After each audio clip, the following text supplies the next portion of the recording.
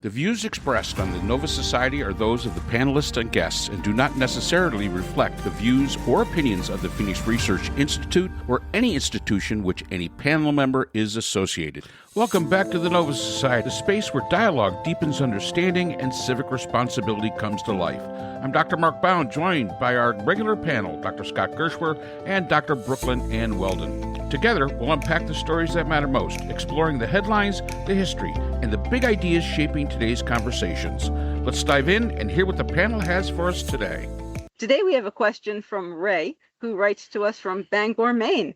And Ray writes, so now the Housing Affordability Act, a bipartisan bill that actually had momentum, is on hold until Trump gets his SAVE Act passed. He's reportedly pressuring members of his own party, either advance the SAVE Act despite the serious concerns some Republicans have raised, or face the wrath of his base in November. The irony is hard to miss. The Housing Affordability Act could have given Republicans a rare, positive policy achievement to run on this fall. Instead, Trump remains fixated on his false claims of widespread voter fraud, and the SAVE Act has become another loyalty test rather than a substantive legislative priority. I'd really like to hear what the panel thinks. Should Republicans stand their ground, override a veto if necessary, pass the housing bill, and let the SAVE Act die? Do they have the political courage to break from Trump on this? And does this hand Democrats a clear line of attack heading into November? From a messaging standpoint, what's the smarter strategy? Focus on the tangible benefits of the Housing Affordability Act, or highlight the flaws and controversies surrounding the SAVE Act? I don't know why you can't do both for messaging. Focusing on the tangible benefits and highlighting the flaws. But I would stand my ground, but I wouldn't be a Republican anyway. I don't know if they have the political courage to break from Trump on anything, to be honest. But well, what do they say in Red State America? I don't know. No, that's why I'm asking Mark, basically. Yeah, Mark? I think Red State of it's kind of funny to figure out exactly what Red State America is talking about, what they're thinking on things like this. This is the housing affordability. It does have widespread bipartisan support. It passed 95-5 or 90-5 in the Senate. I mean, come on. Nothing passes like that in the United States Senate. Just does not happen. I think the Senate, to the question, I think the Senate is pretty much settled that they support the Housing Affordability Act. It's the House that you've got to wonder about. Because, again, we've talked about this numerous times before, House members come up every 2 years, where senators come up every 6. So, the Senate gets a little bit more, I would say, cover on something like this if they stand up against Trump, because the fact is some of them probably won't come up for re-election until well after he's long gone, thankfully. The Housing Affordability Act was really one of those kind of ideas, and let's remember they had a signing ceremony all set up. And then Trump, I don't know, pooped his diapers or something, and it was basically taken out because he wants the SAVE Act through. And the SAVE Act,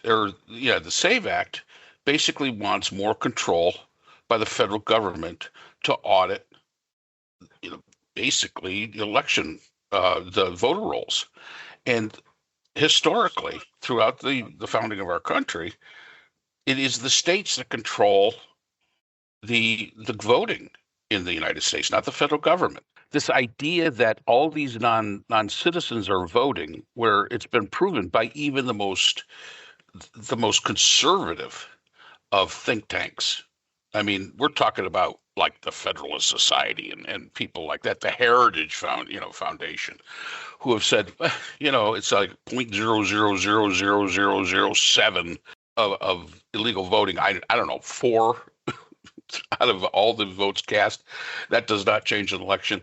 It seems like an answer to a problem that doesn't exist, and it's a backdoor way for the federal government to take some real infringement of control on the voting. What does Red State of America say about that? I guess it all depends if you're MAGA or if you're just a conservative Republican. I would think that if you're MAGA, you're all for it.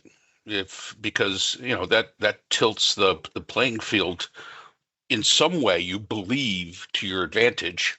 I mean, if you're just a standard conservative Republican, if there are any out there still, you probably don't see the need. I don't think anyone, whether you're MAGA or whether you're conservative Republican, Democrat, whatever, I don't think anybody could be against the Housing Affordability Act. I mean, it makes sense.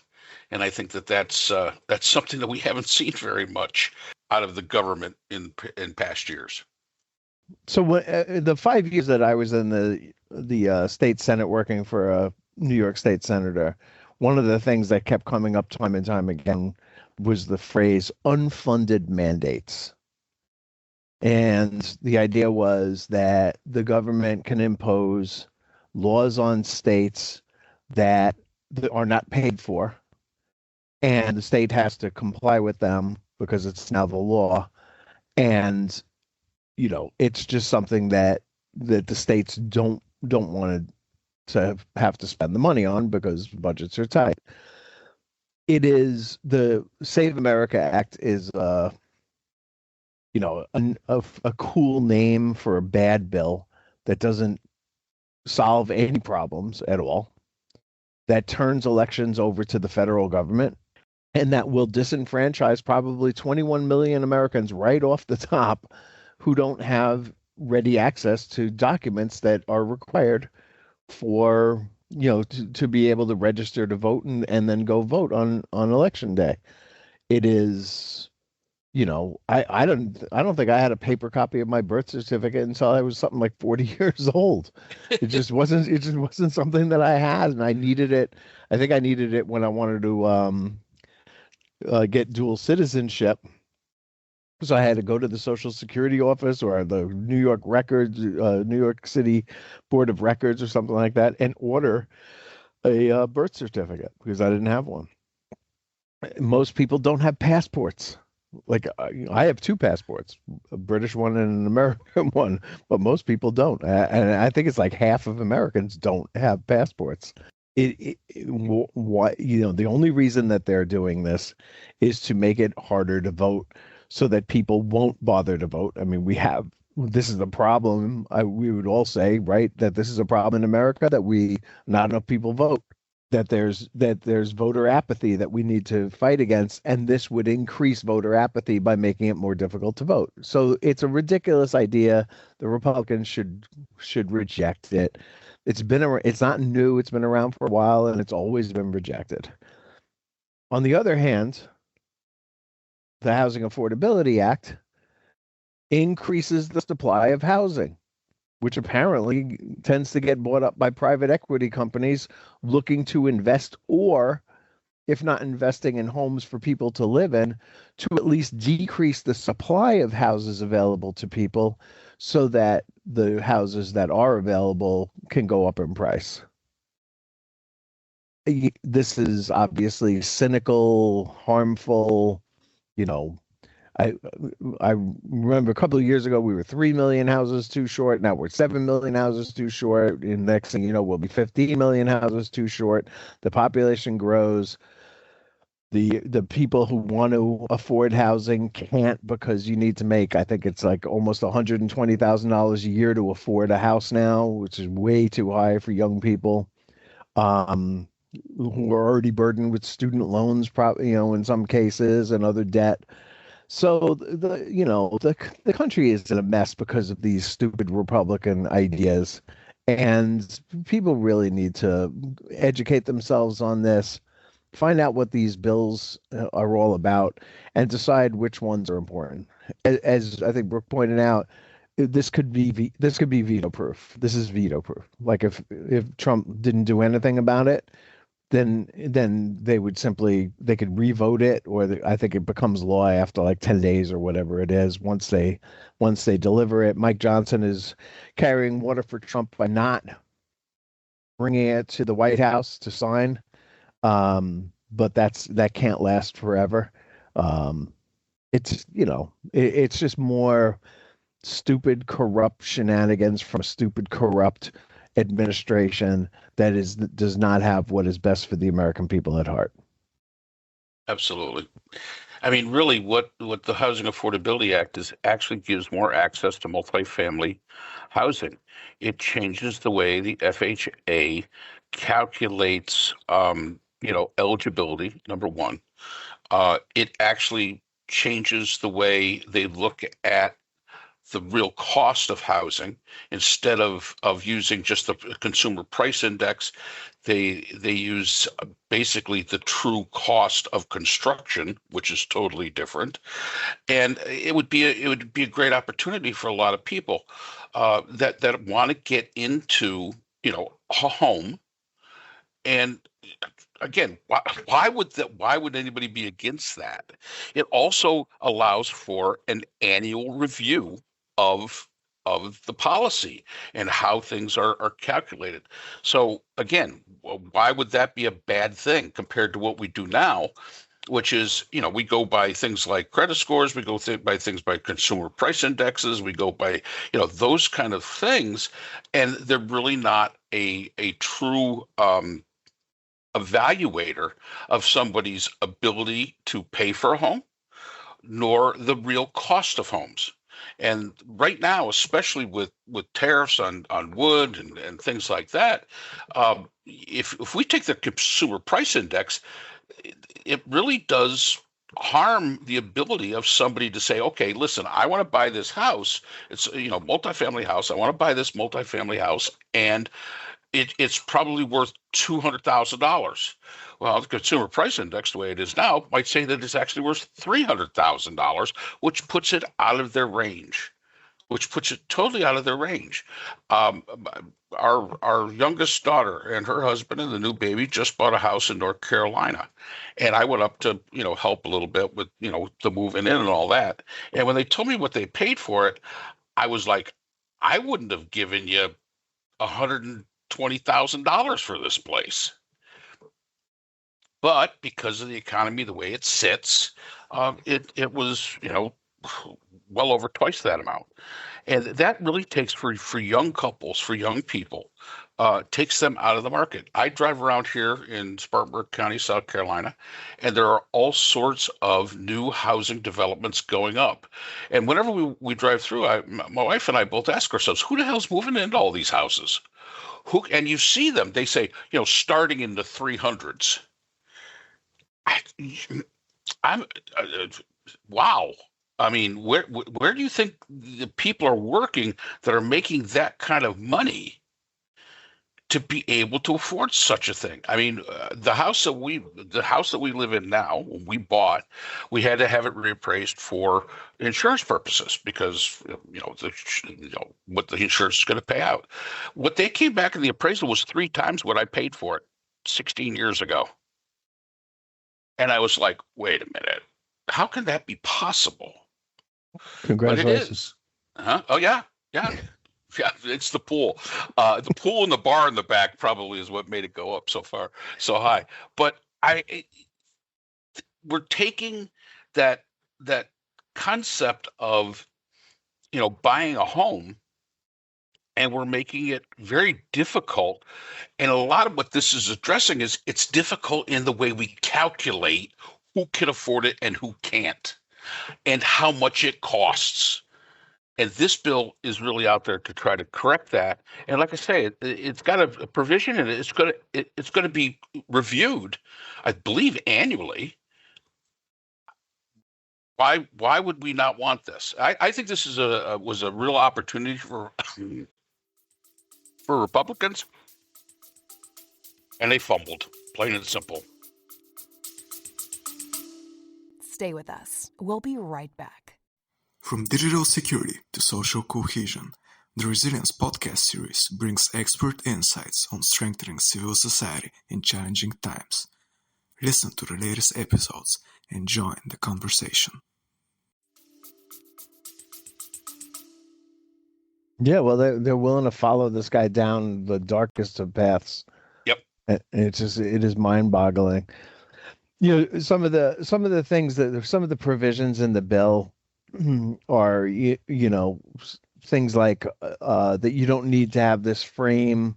You know, you can have prefabricated houses. There's all these ways of making housing less expensive than it has been, and it's I think the it's kind of old news at this point that people who own houses tend to be more responsible citizens.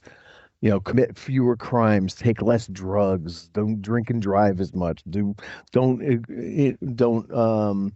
do egregious things to other people and things like that. I mean, owning a home is a serious commitment and responsibility, as well as a great investment for your future.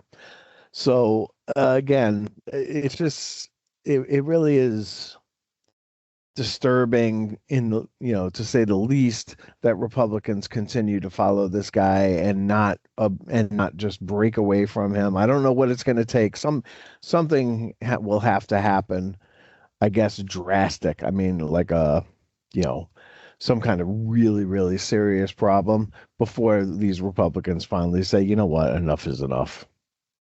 Yeah, even if they do, Scott. And I did hear one of the Republicans was on the news the other day. He goes, this is just barely a watered down. There was an act beforehand, the 21st Century Road to Housing Act. Mm-hmm. And actually, this bill does not include 45 of the provisions of that Road to Housing Act. So the things that maybe Republicans could complain about. This does not restrict institutional investors, so it doesn't hurt, those big companies that like to, buy up these developments. It does not talk about zoning reform. It ignores zoning reform. It does not create new grant programs. Doesn't do any of that. It does not overhaul the environmental review process. All these kind of things that you might say, well, Republicans might have an issue with, especially like environmental review and things like that. They don't exist in this. It simply really has more to do with the FHA than it has to do with anything else. And it makes housing possible for a lot of people that under the current system, it may not be possible. And I see this as the Republicans absolutely fumbling the football because they don't have a lot to run on in November. They don't have a lot of great record to run on, and this would have really given them at least one really good talking point. They sure as hell can't run on the Iraq war or Iran war. They sure can't talk about affordability overall. They can't talk about energy prices. They can't talk about grocery prices. They can't talk about anything else. But this could have given them something to hang their hat on, and instead. The sore loser is mad because, I don't know, 2 dead people supposedly voted, and that caused him to lose the election by, X number of million in 2020. It's self-defeating for the Republicans. And I agree with you, Scott. At some point in time, the Republicans have got to get their heads out of their ass and say, listen, we can't do this anymore. Because if we do, we're going to destroy the whole party. And we've talked about this before. Maybe that's his entire plan. His master evil plan is to destroy the Republican Party for good, because that's what he's doing. I think he already has, to be honest. I mean, it's the party of MAGA, the party of Trump. And I honestly don't think that there is anything that will make the people who have not already broken from him and left the party do so. With Epstein, with the war, with all the lying, with the clear confusion and speaking that he has done that does not make any sense. And the lying and the blaming other people and turning on people the one time they might vote against him, and the insurrection, and being very happy about saying that Mike Pence deserved to be hanged because he wouldn't disobey the Constitution. And yet people follow him, and people in the country still support him. I don't think there is anything that will make people see. I was listening to what Mike Johnson was saying about how the president would surely see the wisdom of the Housing Act, and how he was, and Mike Johnson, his vocal tone went up like he was speaking to a little child, and how the president would surely see the wisdom of this, and how once the president had it explained to him, he was sure the president would understand the value of that. And and I was like, oh my God, if this is, no, the man is not going to see it because he wants his SAVE Act, and he shouldn't have it. Yeah. And people are going to lose that. And the Supreme Court has ruled that being homeless is against the law. So people, and rents are way up, and people are not making enough money to pay their rents. They're living in their cars. They're living in storage sheds, storage units. And they can't afford to buy anything, certainly. And they need their government to do something. And Trump doesn't care. It's clear that Republicans are not, they're afraid of him, or something is very wrong here with our government. They're afraid of the MAGA base, and I think they overestimate the size of the MAGA base. And I know why Scott asked what Red America is thinking, because I live in the middle of Red America, and there's no doubt about it. And I will say this, the Housing Affordability Act, I've not heard one single thing against it here, but the SAVE Act, there's still that brainwashed attitude here that, yes, we've got to keep those damn illegals from voting. But even when you present them with the evidence that there's no such thing, their attitude is yes, but one is one too many. That's kind of the attitude that they take out of this. One is one too many. Out of 150 million, that one, that matters a lot. So that's the argument they make. They're still brainwashed into that idea that that elections are not secure. If you got one instance, and if you tell them, yeah, well, there was this one instance, but it was a Republican that did it. Oh, well, that's a little different. That's okay. But there's a disconnect in understanding. And I see it here all the time. There's just this huge disconnect in who truly understands what. Yeah. Whew. It is. There is a certain amount of craziness in the attitude that one person slipping through means that you tear down the whole system. We always remember that book, What's Wrong with Kansas? Well, Kansas, took the lead after the 2016 election on trying to prevent illegal voters from voting, right? Or voter fraud, or whatever you want to call it.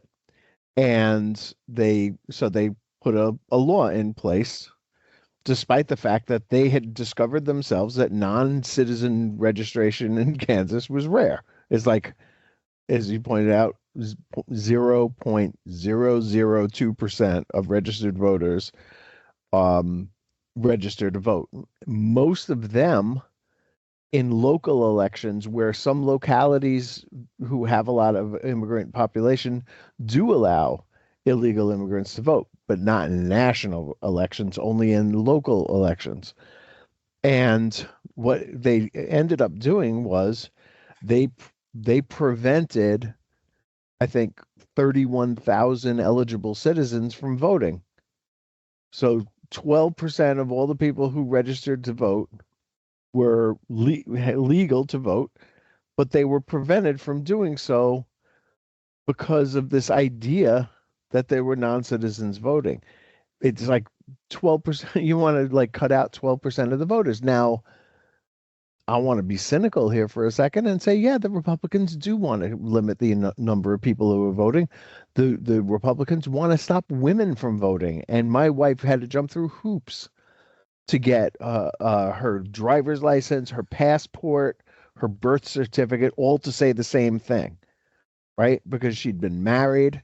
She has a confirmation name or something like that. Like she discovered in this process that her name is not, as she always thought it was, Rose Marie, but her name is Rose and Marie is her middle name. You know, there's all kinds of like problems that she had, you know, and she goes by the name Rory, and she had all kinds of problems like getting everything like, you know, all together. And it was like an obsession with her. She was running to the courthouses and she was running to the Social Security office and all kinds of stuff like that, and the town halls, and you know, calling up New York City Board of Records to get her birth certificate, and all kinds of stuff like that. And not everybody's going to do that. It's important for her to want to vote, but a lot of people just wouldn't do it. And again, you look at federal data, and it doesn't say that people who are not eligible to vote are voting. And in fact, in one county in Texas, this is a great stat. Travis County, Texas, reported that 25% of all the voters that were flagged as potential non-citizens had already provided proof of citizenship when they were registering to vote. I'm guessing they probably had Hispanic last names. So, you know, it's just a solution that's seeking a problem. There is no problem with non-citizens voting. We should try to make it. Of course, we only want, I think, and both parties and everybody in the country who says the same thing. We want everybody who is eligible to vote, and nobody who's not eligible to vote to vote. and because of that, we want to make sure that people have a clear path to voting, make it easier for them, not harder for them. And this Safe America Act, which is like Safeguard American Voter Eligibility Act, was written by Chip Roy in the House and Mike Lee, I think, in Congress, in the Senate. And it's just a dumb idea. It is just like, doesn't accomplish anything. And the fact that Trump is throwing his weight behind it should tell you all you need to know.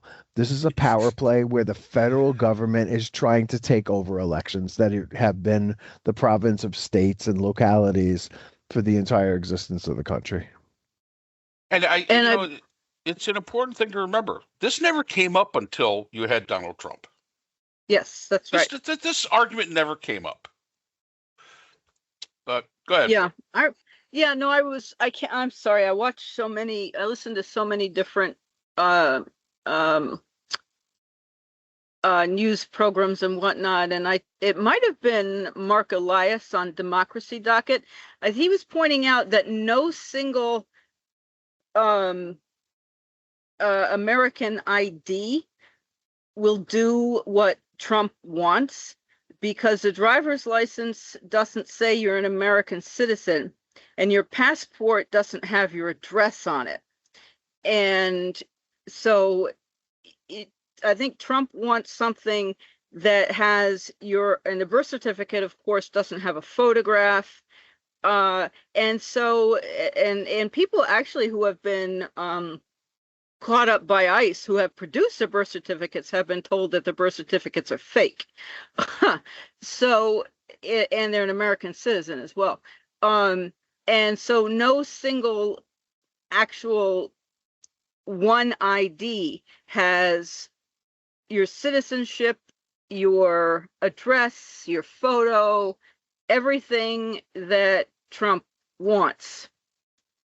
And it becomes impossible then to actually have the correct document that Trump is demanding that a person have in order to be eligible to vote according to what Trump says you have to have.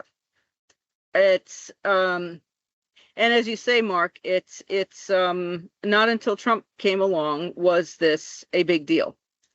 It was just not. It No. just and Trump did the same thing during the Emmys when he didn't win. Oh, everything was rigged. And I mean, people are forgetting that Trump has a long history that spans nearly 2 decades now. Back in like 2010 or whatever it was, or when his football team that he owned and he tried to start another football league. Right. When that All didn't right. work, it was rigged. And I mean, whenever he didn't win, it was Yeah, rigged. And this is I- part of his mental illness. And people need to understand that he has a long history going back in his Yeah. personal life of grievances and how he needs to win everything. And his behavior is simply continuing. Yeah, and not only that, but I mean, he's against voting by mail, but he votes by mail. The contradictions go on and on and on. The three of us, by the way, are old enough to remember when our driver's licenses didn't have our pictures on them. Oh, Yeah, gosh, yeah, my mother's didn't. It was just a And piece of paper, like yeah, you fold so- it in half, like a little thin cardboard thing for yeah, New York yeah, State. right. And you put Flimsy. it It in was pretty flimsy. Yeah, and you kept it in your wallet, and every now and then you would have to pull it out and show it to somebody if you wanted to get into a bar or vote or something. But that's it. Like, they didn't look at you and look at it. Like, this whole, like, show me your papers aspect of this is really disturbing. And people move, like I don't have to update my driver's license every time I move, do I? If I'm moving within the state. People move around. Americans move. Like, almost 10% of Americans have moved within the state that they live in the past year. And they're not updating their driver's license until they have to, because it's so expensive to do it. Well, because you have to go to the motor vehicle department. You have to go to the DMV. Yeah, exactly. Nobody So, wants to do that. It's just anybody who's out there who's listening to this and who wants to make a counter argument for it, please do. But understand that you're swimming up current. It's not an issue. It really isn't. And Trump doesn't get all the votes he wants. If every single American doesn't vote for him, he thinks that people will think he's a failure.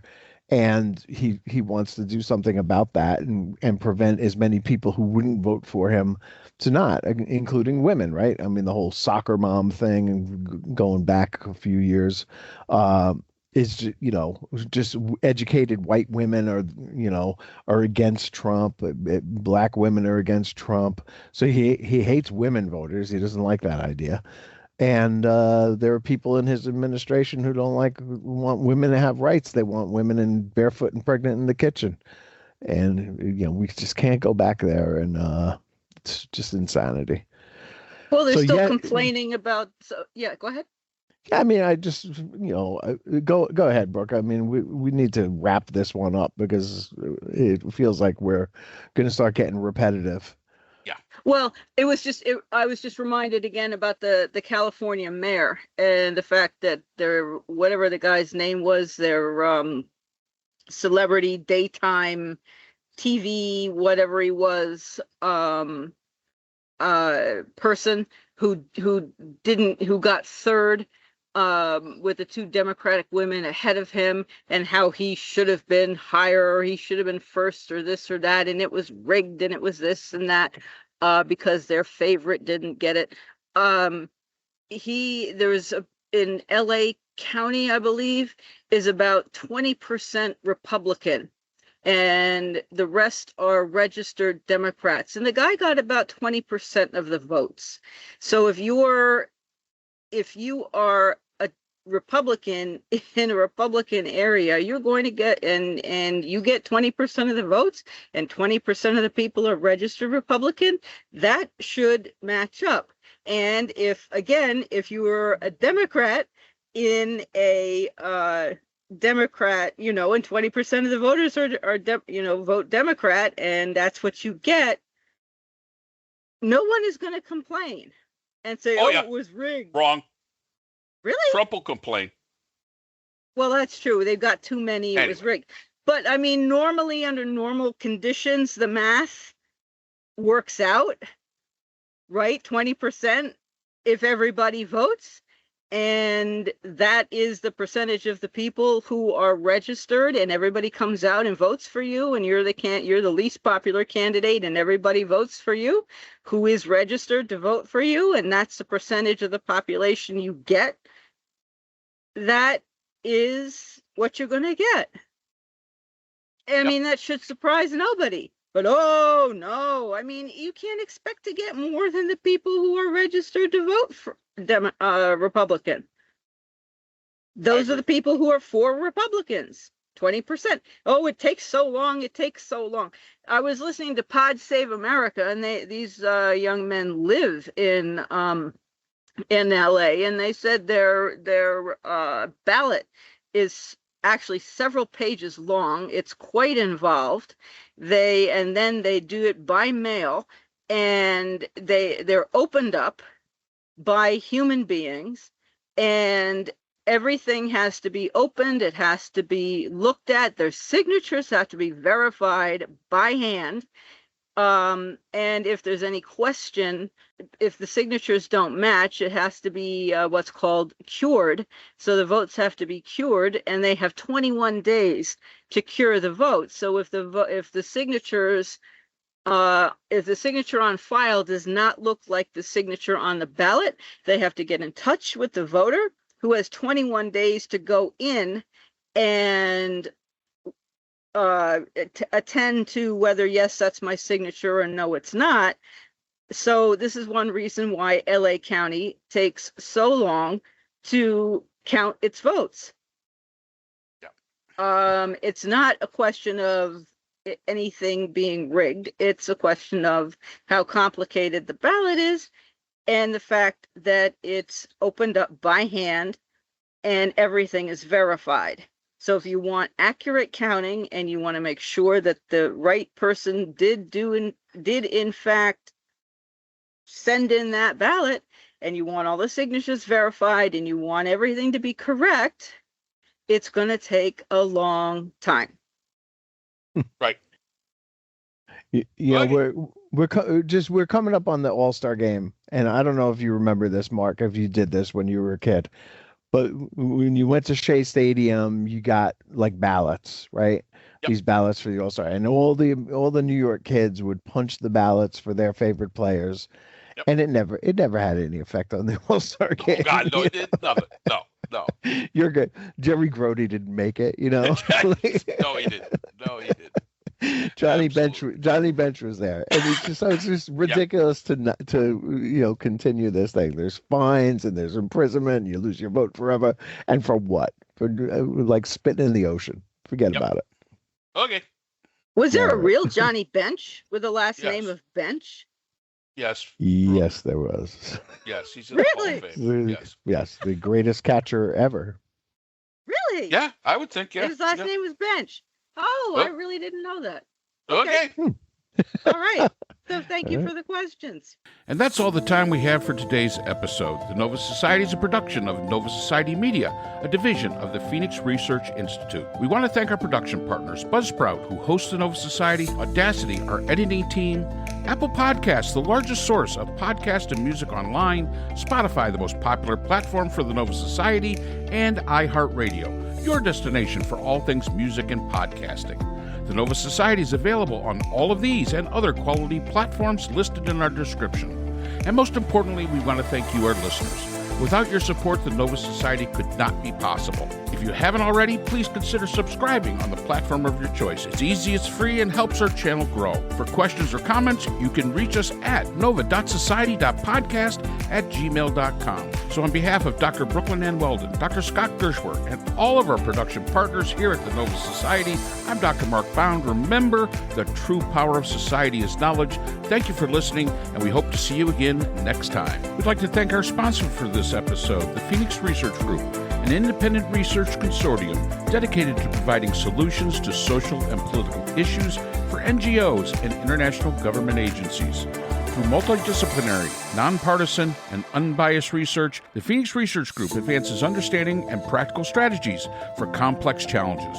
The Phoenix Research Group is a division of the Phoenix Research Institute, the producer of the Nova Society podcast.